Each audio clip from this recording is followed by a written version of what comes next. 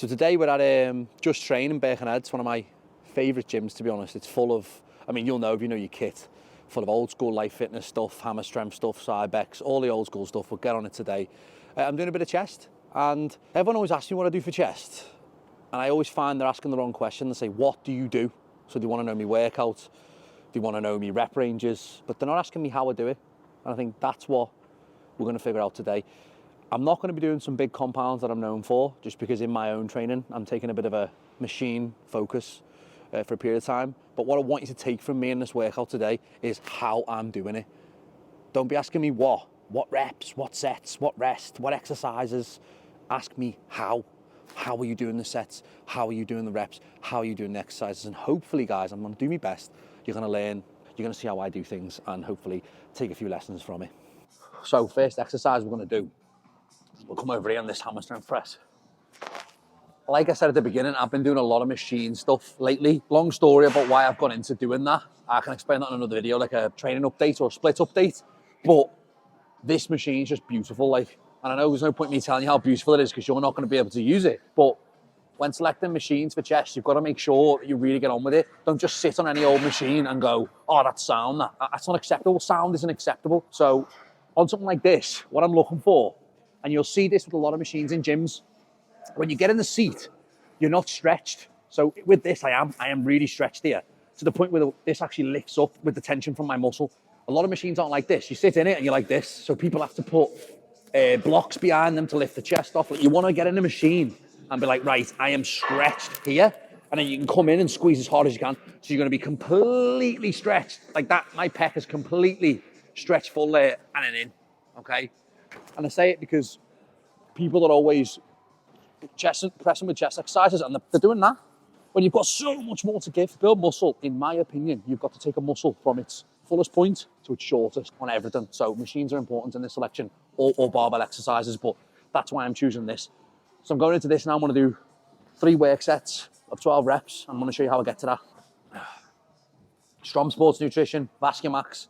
I don't take pre-workout often, but if I do, it's the only one. So pay close attention to how I do things. I'm not rushing anything. It's not about the movement or the machine. It's about me feeling the muscle work. So I'm at a full stretch, completely full stretch. I couldn't go any further back or I'd snap my arms off, and then complete shortening. And I almost feel, you want to feel your upper chest on incline exercises, especially. This is a good tip. You want to feel your upper chest touch your chin. You always want to give yourself a double chin. Your upper pec you want to feel it engage. It's a really useful tip that I've used a long time, to be fair.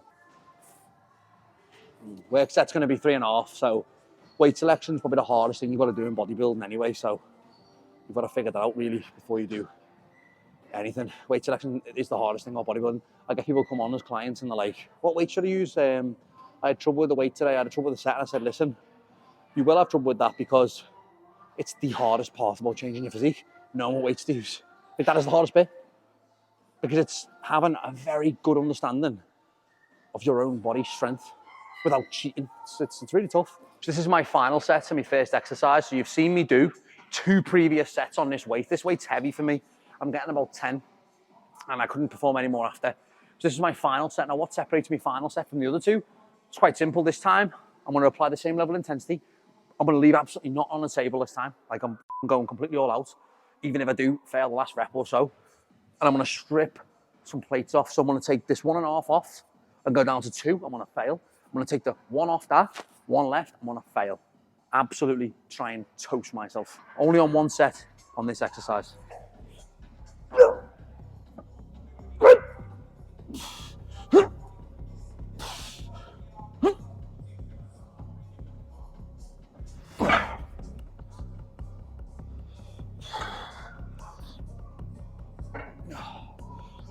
I take a little bit of time so I can recover.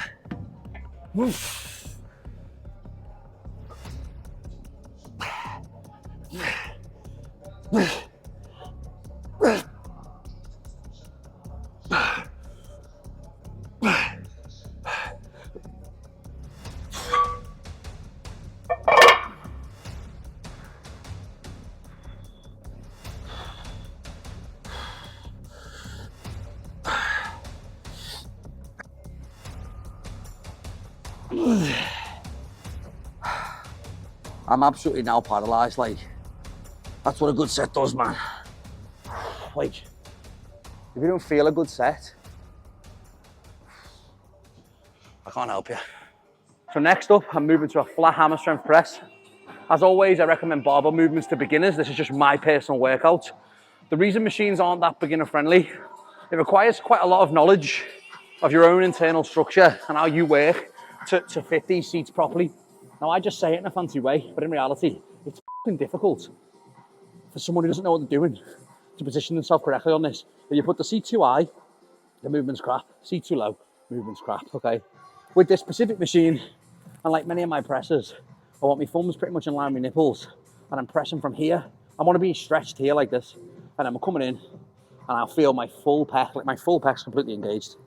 So I'm just warming up now. Just 10, 15 reps.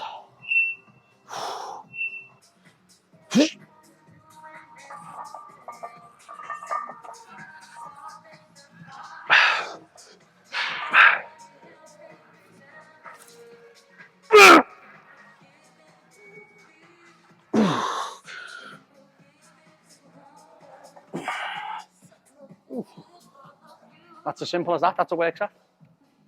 That's a work set. I think people want it to be more than it is, don't they? That is what it is.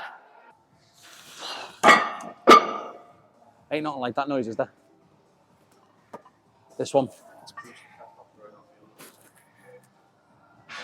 Ready. I'm ready for my testosterone now to just get raised. Ready.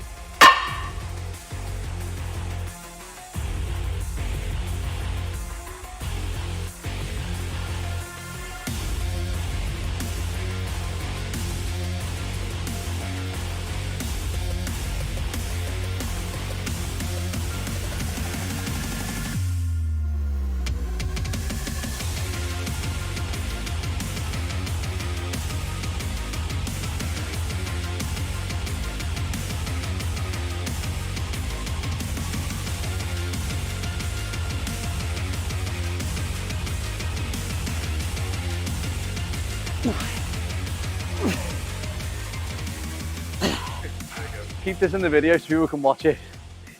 When you tried that weird ass, did you video a little bit of that doing it? Yeah. Put it in the video, mate. What's he trying to do?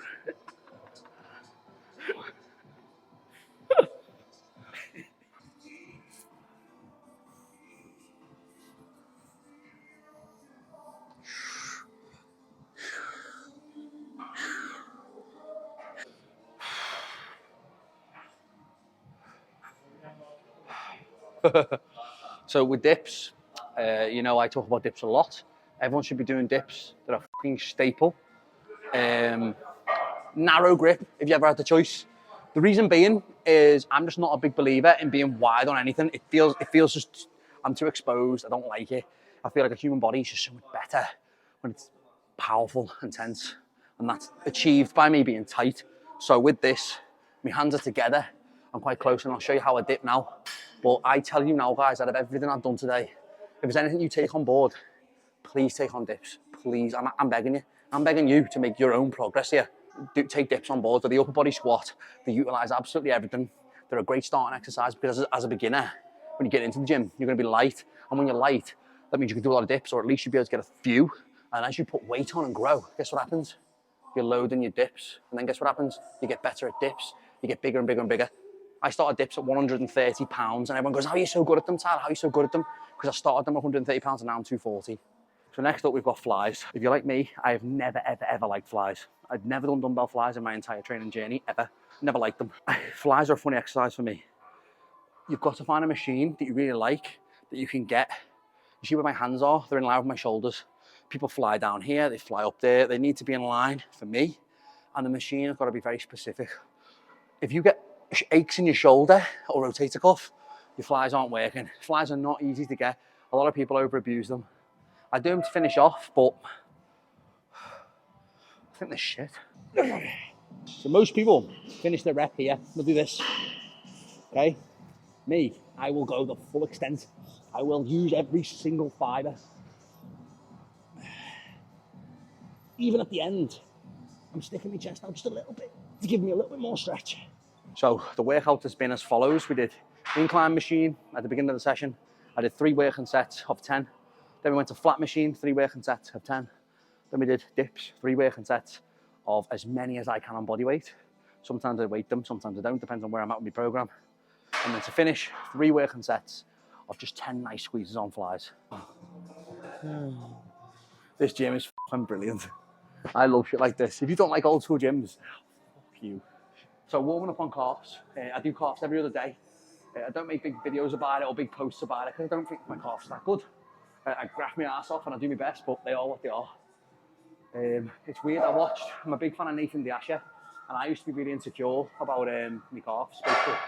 And I'd wear joggers everywhere, and I think they were that small and whatever. And then I watched a video with Nathan, and Nathan's a pro bodybuilder, world class, England's best. And he just said on the video, like, who gives a f about what people think about calves, like? I wanted to wear shorts because they're comfortable. That's where I am. Bit irrelevant, but I rant a lot, don't I? But yeah, the standing calf machine. I'm going to do 4 sets, but you'll see what I do now. I honestly, I could stand there and act like I know what I'm doing, and I'm a professional and a world-class coach. But you know what, lads, girls, I'm just going to say, I do calves every other day, and I just smash them to shit. And what do you mean by smash them, Tyler? I don't know either.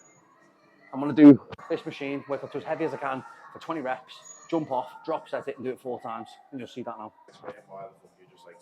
I'm warming up, sorry. Yeah, I'm warming up. Was I doing this while I was talking? Yes. Yeah, I'm warming up. Don't ever get onto a machine unless you've warmed up, especially calves. With calves, I want to get blood into them, and then I want to stretch them. I'm stretching them so that when I'm at the bottom of this, biggest mistake people make on calves in the fucking world is this. This is embarrassing. This. If you do this, get off my video. This.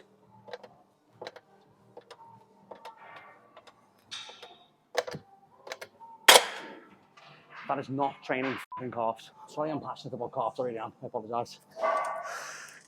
This is training calves.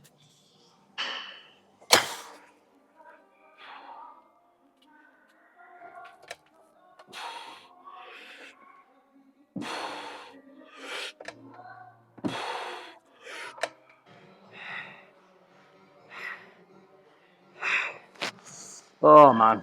Right, let me wrap the video up. So, hopefully you've enjoyed that. Just a little insight into how I train chest. I will be doing more videos, more tutorials. Ask me in the comments, let me know what you think. You know, if you thought one of my movements I didn't say enough, because I do contradict myself sometimes, and I will say things a bit disorganizedly, because that's how my brain works. I am very chaotic. So, you know, but if you didn't understand something, let me know, guys. I'd be happy to help you. I am very straight to the point. I am very honest. I'm not going to jazz it up. I'm not going to make out I'm some warrior going to the arena every day, battling his way through. I'm here to lift the fucking weights, progress myself so I can look good, be healthy, do the sport that I enjoy. So that's all you need to be doing. You don't need to be coming in like a warrior, fucking place down, getting bands and attaching them to everything. Yeah, so hopefully it helps, give you a bit of an insight. I can expect a lot of people from this will say, well, that was simple. That wasn't very confusing. Or that all. I want you to say that. I think one of the most beautiful things you can ever see is someone who's good at their craft and how simple they make hard things look. And hopefully I did that today. I hope